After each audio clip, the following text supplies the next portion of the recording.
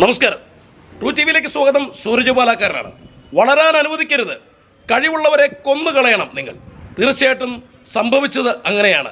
പ്രിയപ്പെട്ട ജയപ്രകാശ് ചേട്ടൻ്റെ അടുത്താണ് നിൽക്കുന്നത് അല്ലേ? ആരുടെ അച്ഛനാണ്? സിദ്ധാർത്ഥ്. നിങ്ങൾ കേട്ടിട്ടുണ്ടാവും സിദ്ധാർത്ഥ്. 8 മാസം കൊല്ലാക്കൊല ചെയ്ത് പട്ടിണിക്കിട്ട് ജീവിതം തീർത്ത സിദ്ധാർത്ഥ് കൊന്നത് ആരാണ് ചേട്ടാ? കൊന്നത് ആരാണെന്നുള്ള സംശയിക്കേണ്ട കാര്യമില്ലല്ലോ. SFI തീവ്രവാദികളല്ലേ കൊന്നത്, അല്ല വേറെ ആരെയല്ലോ കൊന്നത്. SFI ഉള്ള തീവ്രവാദി സംഘടന. അതെ അതെ. ആ സംഘടനയുടെ നേതാവ് പറഞ്ഞെന്നറിയോ? ഞാൻ അറിഞ്ഞിട്ടില്ല, ഞാൻ അങ്ങോട്ട് പോയിട്ടില്ല. ചേട്ടൻ പറഞ്ഞത് വിഷമം കൊണ്ട് പറഞ്ഞതാണെന്ന്. വിഷമം കൊണ്ട് പറയാനായിട്ട് എന്താ, ഞാൻ വിഷമം കൊണ്ട് പറയുമ്പോഴും വിഷമം വരുമ്പോഴും ഞാൻ പോകുന്നത് ക്ഷേത്രത്തിലാണ്. ക്ഷേത്രത്തിൽ പോയിട്ട് അയ്യപ്പ അല്ലെങ്കിൽ എൻ്റെ പഞ്ചിയമ്മ അങ്ങനെയൊക്കെയാണ് ഞാൻ വിളിക്കുന്നത്. അപ്പൊ എനിക്ക് വിഷമം വരുമ്പോഴും ഞാൻ ആർഷോ എന്ന് വിളിക്കേണ്ട കാര്യം തോന്നാ, എൻ്റെ ദൈവം ആർഷോ അല്ലെങ്കിൽ എൻ്റെ അളിയനാ. എനിക്ക് വിഷമം വരുമ്പോൾ വിളിക്കേണ്ട പേരല്ലല്ലോ ആർഷോ. ഞാനൊരു സത്യം പറഞ്ഞില്ലേ, അത് 8 മാസം കൊണ്ട് പീഡിപ്പിച്ച് കൊന്നതിൽ ഏറ്റവും മുൻപന്തിയിൽ നിൽക്കുന്നത് അല്ലെങ്കിൽ ഈ പരിപാടി SFI ക്രിമിനലുകൾ, തീവ്രവാദികൾ, മാവോയിസ്റ്റിന്റെ ട്രെയിനിങ് കിട്ടിയിട്ടുള്ള ഈ ക്രിമിനൽ സംഘടന അവരാണല്ലോ കൊന്നത്. അവർക്ക് മാറാൻ പറ്റില്ല. ചേട്ടനോട് പറഞ്ഞിട്ടുണ്ടായിരുന്നല്ലോ ഈ ആർഷോ ഇവിടെ വരുന്ന കാര്യവും വരാറുണ്ടെന്ന്. മോൻ മരിക്കുന്നതിന് മുമ്പ് സാധാരണ പറഞ്ഞിട്ടുണ്ട് അല്ലെ? എന്തായിരുന്നു പറഞ്ഞേ? അല്ല, എന്നോട് പറഞ്ഞിട്ടില്ല അങ്ങനെ മോശമായിട്ടുള്ള രീതിയിലോ. ആർഷോ ചേട്ടൻ വരാറുണ്ടെന്ന്? ചേട്ടൻ വരുന്നുണ്ട്, വന്നു കഴിഞ്ഞാൽ ഞാൻ ചോദിച്ചു വന്നിട്ട് എവിടെ കിടക്കും?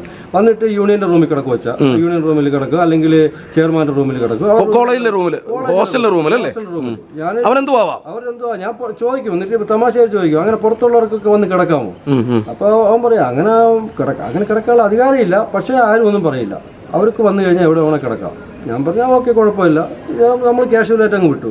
ആഴ്ചയിൽ അല്ലെ മാസത്തിൽ 2-3 പ്രാവശ്യം വരും. പിന്നെ ഈ സ്പോർട്സോ ആർട്സോ അങ്ങനെയുള്ള പരിപാടി അല്ലെങ്കിൽ എന്ത് കൾച്ചറൽ പരിപാടിയൊക്കെ വിടുമ്പോൾ ഈ ആർഷോ ചേട്ടൻ അവിടെ വരുന്നു. അതിനകത്ത് ചിലർ പറയാറുണ്ട് ഇപ്പൊ സിദ്ധാർത്ഥന്റെ അച്ഛന്റെ ഇലക്ഷൻ തന്ത്രം എന്നാ പറയുന്നത്.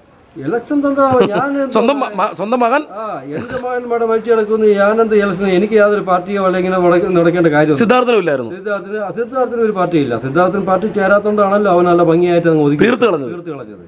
അവൻ ഇപ്പം ഞാൻ ആലോചിക്കുന്നു, തീവ്രവാദി സംഘടനയാണെങ്കിലും കുഴപ്പമില്ല, അതിൽ കയറി അങ്ങ് പ്രവർത്തിച്ചാൽ മതിയായിരുന്നു. ഞാനിപ്പോൾ ആലോചിക്കുന്നു അങ്ങനെ ജീവനെങ്കിലും രക്ഷപ്പെടുത്താമല്ലോ. അവൻ എന്തുകൊണ്ട് ചേർന്നില്ല? ശരി, എന്തുകൊണ്ട് ചേർന്നില്ല എന്ന കാര്യം എന്ന് പറഞ്ഞാൽ അവന് ഒരു നട്ടല്ലേ ഉണ്ടായിരുന്നുള്ളൂ, അതുകൊണ്ടാണ് ചേരാത്തത്. എത്ര മരണങ്ങളായി ചേട്ടാ, എത്ര മരണങ്ങളായി. കാരണം ഇപ്പോൾ ഈ സിദ്ധാർത്ഥന്റെ വിഷയം മാത്രം നമ്മൾ വെളിയിൽ അറിയുന്നു, അറിയാത്ത എത്ര മരണങ്ങളുണ്ടായിരിക്കും, എത്ര തൂങ്ങി മരണങ്ങളുണ്ടായിരിക്കും, എത്ര വിഷം കഴിച്ചുള്ള മരണങ്ങളുണ്ടായിരിക്കും ചേട്ടാ. ഒരുപാട് മരണം ആ കോളേജിൽ നടന്നിട്ടുണ്ടല്ലോ. നിങ്ങൾക്ക് വേണമെങ്കിൽ അന്വേഷിക്കാം. ഒരു 6-7 മാസത്തിന് മുമ്പ് അവിടെ ഒരു PG വിദ്യാർത്ഥി ആക്സിഡന്റിൽ മരിച്ചു.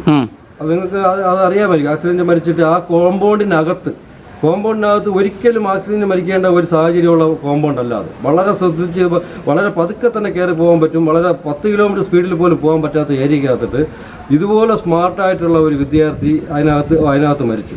പക്ഷേ വളരെ നിർഭാഗ്യകരമാണ്, ആ സമയത്ത് അന്ന് ദിവസം തന്നെ ആ വിദ്യാർത്ഥിയുടെ അമ്മായി ആത്മഹത്യ ചെയ്തിട്ടുണ്ടായി. താങ്കൾക്ക് അറിയാമെന്ന് തോന്നുന്നു, ഒരു 6-7 വർഷം മുമ്പുണ്ടായത്. നട്ടലുള്ളവർ ഇവിടെ സംസാരിക്കരുതല്ലേ? നട്ടലുള്ളവർ സംസാരിക്കാൻ പാടില്ല. നട്ടല് പൊട്ടിച്ചു കളയവര് മരിക്കണം, അത് അവർ ചെയ്ത് കളയും. അതുകൊണ്ട് പറഞ്ഞാൽ 1 2 3 അങ്ങനെ വേണമെങ്കിൽ ഞാൻ ആലോചിക്കുന്നത് വേറൊരു കാര്യമാണ്. ഇവർക്ക് കോളേജിൽ പൊളിറ്റിക്സ് ഉണ്ട്, ശരി തന്നെ, പല രീതിയിലുള്ള പൊളിറ്റിക്സും ഉണ്ട്. ഞാൻ പറയുന്നത് എന്തൊക്കെ തരം കോളേജുകളുണ്ട്. എൻ്റെ ഒരു അഭിപ്രായം ഞാൻ പറയാം. എന്തെല്ലാം കോളേജുകളുണ്ട്. ഗവൺമെൻറ് കോളേജ്, അല്ലെങ്കിൽ മെഡിക്കൽ കോളേജുണ്ട്, എഞ്ചിനീയറിംഗ് കോളേജുണ്ട്, വെറ്റിനറി കോളേജ്, ആർട്സ് കോളേജ്, അങ്ങനെ സംഗീത കോളേജ്, അങ്ങനെയുള്ള ഒരുപാട് കോളേജുണ്ട്. അവർക്ക് അവർക്ക് എല്ലാവർക്കും പൊളിറ്റിക്സും ഉണ്ട് ഇവിടെ ഉള്ളത്. പക്ഷേ എന്തിനാ അവർക്ക് ഈ പൊളിറ്റിക്സും എല്ലാം കൂടെ ഒരുമിച്ച് ഉപദേശവും അത് ഒരുമിച്ച് വേണ്ടെന്നുള്ള ഞാൻ പറയണത്. എന്തിനാണ് ഒരുമിച്ച് കൊണ്ടുപോകുന്നത്? അവർക്ക് പൊളിറ്റിക്സ് വേണമെങ്കിൽ വേറൊരു കോളേജ് തുടങ്ങും, പൊളിറ്റിക് കോളേജ് തുടങ്ങുക, ശരിയല്ല. അവർക്ക് SFI കൊടുക്കപ്പെടും. ആ കോളേജിൽ പോയിട്ട് അവർക്ക് ഇവർക്ക് ചെന്ന് ക്ലാസ് എടുക്കട്ടെ. നിയമസഭ അടിച്ച് പൊളിച്ചവർ ചെന്ന് ക്ലാസ് എടുക്കുക, എങ്ങനെയാണ് നിയമസഭ അടിച്ച് പൊളിക്കാം, എങ്ങനെ കൊന്നു കൊടുക്കാം, 1 2 3 അടിച്ചിട്ട് അടുത്ത 4th എങ്ങനെ വെട്ടിക്കൊല്ലുക, വെടിവെച്ച് കൊല്ലുക, എങ്ങനെ ചെയ്ത് കൊടുക്കാം. ഇവരൊക്കെ പോയി ക്ലാസ് എടുക്കാനായിട്ട് ഇവർ പോയി ക്ലാസ് എടുത്ത് കൊടുക്കണം. ചേട്ടാ, ഇതെന്ന് പറഞ്ഞാൽ ഈ മയക്കുമരുന്ന് കഴിക്കുന്ന പോലെയാണ് ഈ SFIയുടെ ഒരു അഡിഷൻ എന്ന് പറയുന്നത്. ഈ SFI അണികൾ ഒരുപാട് കുട്ടികൾ വളർന്നു വരുന്നുണ്ട്, ഒരുപാട് കുട്ടികൾ അവരോട് ചേട്ടൻ എന്താ പറയാനുള്ളത്? പുതിയ കുട്ടികളോട് SFI ഞാൻ പറഞ്ഞത്, SFIയിലോട്ട് വരുന്ന കുട്ടികൾ ഒരിക്കലും തിരിഞ്ഞു പോവല്ലേ. നിങ്ങൾ ഇവിടെ തന്നെ പ്രവർത്തിക്കണം. നിങ്ങൾ ഇങ്ങനെ തന്നെ നിന്നിട്ട് നിങ്ങളുടെ ജീവിതം ഇങ്ങനെ തന്നെ അവസാനിക്കും. അപ്പനെ അമ്മയെ മറക്കണം. അപ്പനെ അമ്മയെ മറക്കണം. നിങ്ങൾക്ക് സൗകര്യം കിട്ടുമെങ്കിൽ അപ്പനെ അമ്മയെ സൗകര്യം തന്നെ നിങ്ങൾ അങ്ങ് ഉപയോഗിച്ചോളണം. കാര്യം നിങ്ങൾ ഒരു ഇതിലോട്ട് വരണവർ, ഇതുവരെ പ്രവർത്തിക്കണവർ ദയവ് ചെയ്ത് നിങ്ങൾ പിന്നോട്ട് പോവില്ല. നിങ്ങളുടെ ജീവിതം ഇങ്ങനെ തന്നെ നശിക്കണം. ഇതുപോലുള്ള ആശകളും ഇങ്ങനെയുള്ള 1, 2, 3 പറയണതും നിയമസഭ ചവിട്ടി പൊളിക്കണവർ ഇവരൊക്കെ ചെയ്തത് കണ്ടിട്ട് നിങ്ങളിങ്ങനെ പോകണം. പോയി നിങ്ങൾ നശിച്ച് നിങ്ങൾ നാറാണക്കല്ലെടുക്കണം. ഒരു കാരണവശാലും നിങ്ങൾ പിന്തിരിയല്ലേ. നിങ്ങൾ നന്നാവും മക്കളെ, നിങ്ങൾ നന്നാവല്ലേ. നിങ്ങൾ ഇങ്ങനെ തന്നെ പോകണം. പ്രിയപ്പെട്ട ആർഷോ കേൾക്കുന്നുണ്ടായിരിക്കും. ആർഷോയ്ക്ക് തന്നെ അറിയാം ആർഷോ എത്ര തവണ അവിടെ വന്നിട്ടുണ്ടെന്നുള്ളത്. ആർഷോ ഈ സിദ്ധാർത്ഥൻ സ്വന്തം അച്ഛനോടും അമ്മയോടും പറഞ്ഞിട്ടുണ്ട് ആർഷോ ഇവിടെ വന്നതും ആർഷോ അവിടെ മുറിയിൽ താമസിച്ചതല്ല. പക്ഷേ ആർഷോ പറയുന്നത് ഈ അച്ഛൻ അഭിനയിക്കുക എന്നാണ് പറയുന്നത്. അച്ഛൻ വിഷമക്കൊണ്ട് പറയുന്നതെന്നാണ് പറഞ്ഞത്. സ്വന്തം മകൻ പോയ അച്ഛൻ ആർഷോയെ കല്യാണമൊന്നും കഴിച്ചിട്ടില്ലല്ലോ. ഒരു കുഞ്ഞൊക്കെ ഉണ്ടാകുമ്പോൾ ഒരു കുഞ്ഞിനൊക്കെ ഇങ്ങനെ സംഭവിക്കുമ്പോൾ അറിയാം അത് അഭിനയിച്ച് പറയുന്നതാണോ അല്ലയോ എന്ന്. ആർഷോ എന്തിനായിരുന്നു ആർഷോ ഇനിയും ഈ അക്രമ രാഷ്ട്രീയം? ആർഷോയ്ക്ക് വേണമെങ്കിൽ ഉപേക്ഷിക്കാം. ആർഷോ ചെയ്യില്ലെന്നറിയാം. ആർഷോയ്ക്ക് മനസാക്ഷി എന്ന് പറയുന്ന സാധനമില്ല എന്നുള്ള കാര്യം 100% അറിയാം. പക്ഷേ ഇനിയും വരുന്ന ഒരുപാട് കുട്ടികളുണ്ട്. ഈ അച്ഛൻ പറഞ്ഞ പോലെ വളർന്നു വരുന്ന ഒരുപാട് SFIയിൽ ആകർഷകരായി ഒരുപാട് വരുന്ന ആൺകുട്ടികളും പെൺകുട്ടികളും ഉണ്ട്.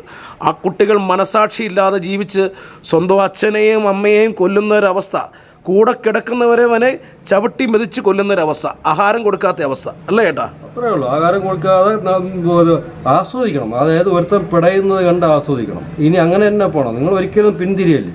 അടുത്ത വർഷവും നിങ്ങൾ ഇത് തന്നെ ചെയ്തുകൊണ്ട് പോകണം. അങ്ങനെ ആകുമ്പോൾ ജനങ്ങൾ മനസ്സിലാക്കണം, ഈ ഒരു സാധനത്തിനെ കണ്ടു കഴിഞ്ഞാൽ ഒന്നിൽ ഓടി ഒളിക്കണം, ഇല്ലെങ്കിൽ കാർ തൂക്കണം, ഇല്ലെങ്കിൽ കല്ലെറിയണം. ആ ഒരു അവസ്ഥയിൽ സിദ്ധാർത്ഥ മരിച്ചിട്ട് നിങ്ങൾ കണ്ണിൽ നിന്ന് കണ്ണുനീര് വന്നോ? ഞാൻ കരഞ്ഞില്ല. ഇല്ല, ഞാൻ കരഞ്ഞു കഴിഞ്ഞാൽ കളഞ്ഞ എനിക്ക് ഇല്ലെങ്കിൽ കരഞ്ഞു കഴിഞ്ഞാൽ സിദ്ധാർത്ഥന്റെ അല്ലാതായിപ്പോ. അവന് അത്രയ്ക്ക് ഒരു നട്ടലുള്ളവനാണ് ഈ സിദ്ധാർത്ഥൻ എന്ന് പറഞ്ഞു കഴിഞ്ഞാൽ. അവൻ്റെ കണ്ണിലോട്ട് നോക്കിയിട്ട് ആരും സംസാരിക്കില്ല. അവൻ്റെ കണ്ണിലോട്ട് 1 മിനിറ്റ് അല്ലെങ്കിൽ 10 സെക്കൻഡ് നോക്കി സംസാരിക്കാൻ ആർക്കും ധൈര്യമില്ല. അത്രയ്ക്ക് പവർ അവൻ്റെ കണ്ണിന്. അവൻ്റെ നട്ടല് ഒരൊറ്റ നട്ടലുള്ള അവൻ്റെ അച്ഛനായിട്ടുള്ള ഞാൻ കരഞ്ഞുകൊണ്ടിരിക്കുമ്പോൾ അവൻ്റെ ആത്മാവ് പൊറുക്കില്ല. അവൻ്റെ ആത്മാവ് എന്നോട് പറഞ്ഞിട്ടുണ്ട് കരയരുത്, പൊരുതണം. കേരള സംസ്ഥാനത്തിന്റെ നീതി നിങ്ങൾക്ക് കിട്ടുമോ? 100% കിട്ടില്ല. കോടതി 1% പോലും കിട്ടത്തില്ല. കിട്ടില്ല. നിങ്ങൾക്ക് നീതി ആ ദൈവത്തിൻ്റെ അടുത്ത് മാത്രമേ ഉള്ളൂ? എനിക്ക് ഉറപ്പായിട്ട് ആ നീതിക്ക് വേണ്ടിയിട്ടാണ് ഞാനിപ്പോൾ കോടതിയിലോട്ട് പോയത്. നമ്മളെല്ലാം എന്താ പറയണത്, ദൈവം കഴിഞ്ഞാൽ അല്ലെങ്കിൽ ആശ്രയിക്കാൻ പോകുന്ന കോടതിയാണ്. ഞാനത് വിശ്വസിക്കുന്നു. എനിക്ക് വിശ്വസിക്കാൻ എന്തുകൊണ്ടാണെന്ന് പറഞ്ഞാൽ എൻ്റെ ജീവിതത്തിൽ ആദ്യത്തെ അനുഭവമാണ്. പലരും പല രീതിയിലും കോടതി ഒരുപാട് പേര് അനുഭവിക്കാൻ കിടക്കുന്നു. എൻ്റെ ആദ്യത്തെ അനുഭവമാണ്. അതുകൊണ്ട് തന്നെയാണ് ഒരുപാട് പേര് പുറത്തുള്ളവർ ചിരിച്ചുകൊണ്ട് കിടക്കുന്നുണ്ട്. ഒരുപാട് പേര് അവരെല്ലാവരും കയറാണ്ടിരിക്കുന്നു. പ്രത്യേകിച്ച് ആ പെൺകുട്ടികൾ. എന്തുകൊണ്ട് പെൺകുട്ടികൾക്ക് പ്രത്യേക നിയമമുണ്ടോ എനിക്കറിയില്ല. ആൻറ്റി റാഗിംഗ് സ്ക്വാഡ് കണ്ടുപിടിച്ച് കൊടുത്തിട്ടുള്ള കോളേജ് ഡീന് പറയുക പെണ്ണല്ലേ വിട്ടുകളയാണ്.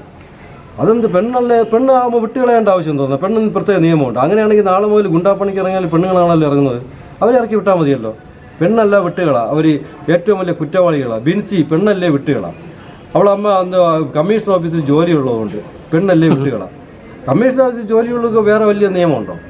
അതുകൊണ്ട് ഈ നിയമം ഇതുകൊണ്ടൊന്നും അവസാനിക്കില്ല. പോരാട്ടം മരിക്കുന്നത് വരെ തുടരും. എനിക്ക് ജീവിക്കണമെന്നുള്ള ആഗ്രഹം. മോഷ്ടിച്ചിട്ടാലും കയറി പോകും.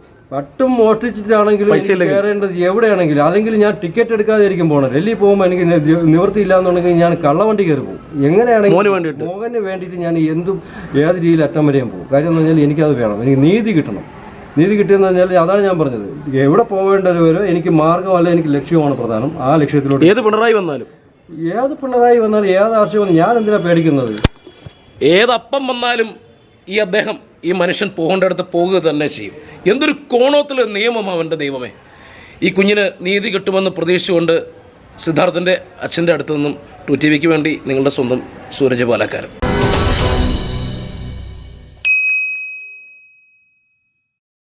ട്രൂ ടിവിയുടെ കൂടുതൽ വാർത്തകൾക്കായി ഞങ്ങളുടെ ചാനൽ സബ്സ്ക്രൈബ് ചെയ്യൂ, ബെൽ ബട്ടൺ അമർത്തൂ.